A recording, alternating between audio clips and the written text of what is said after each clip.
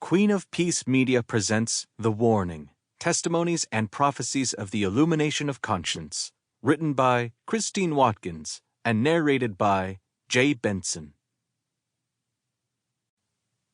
A note to non-Christians, before you put this book down, written by Peter Bannister.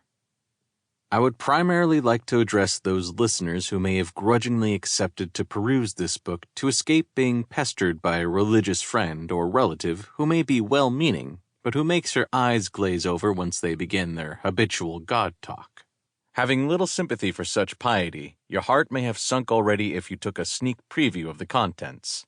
Perhaps you noticed endorsements from priests and resolutely Catholic expressions that may strike you as being about as comprehensible as a particularly remote dialect of Martian.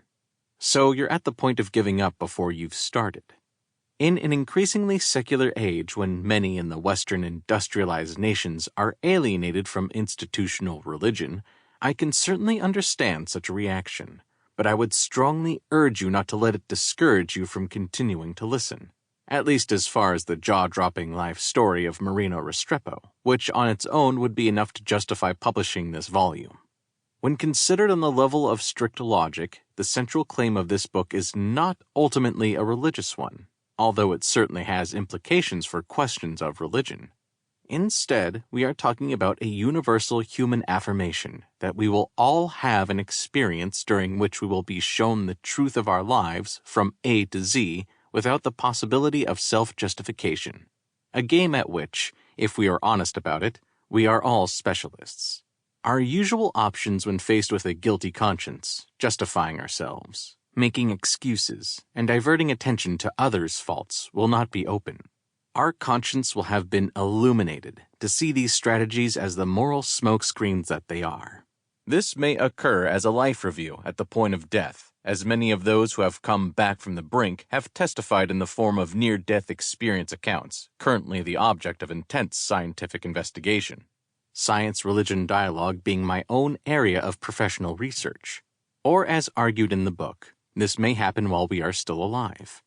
During a dramatic worldwide event, an illumination of conscience, whose purpose is that we would change our lives for the better as a result of what we discover about ourselves. This may seem like a wildly improbable claim to make, and certainly not one that can be asserted without some hard evidence, and being subjected to the most rigorous scrutiny. If it is true, then it will hold up under the microscope. If not, then it should be consigned to the category of pious fiction at best, religious snake oil at worst. So what is the evidence? Essentially this, that across several centuries and quite independently of one another, many women, men, and children, even a group of children, have said that they were told supernaturally about the reality of the illumination of conscience, sometimes in great detail. The very idea that some individuals may be the recipients of supernatural communications may appear totally outlandish to the mindset of reductionist science. Not that science necessarily has to be reductionist. But it should be said that much of the world's religious literature is predicated on the notion that prophets exist. In the case of Judaism and Christianity, this is a central tenet of faith, prophetic communication being viewed as one of the ways in which God speaks in human history.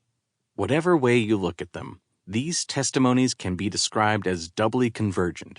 Firstly, they agree with one another in an uncanny way that cannot be explained by simple copying or derivation from a common ancestor, to use the language of evolutionary biology. Let me just unpack this last idea a little in less scientific terms. We have a set of sources here all predicting that a momentous event is going to occur to everyone in the world, and maybe sooner rather than later.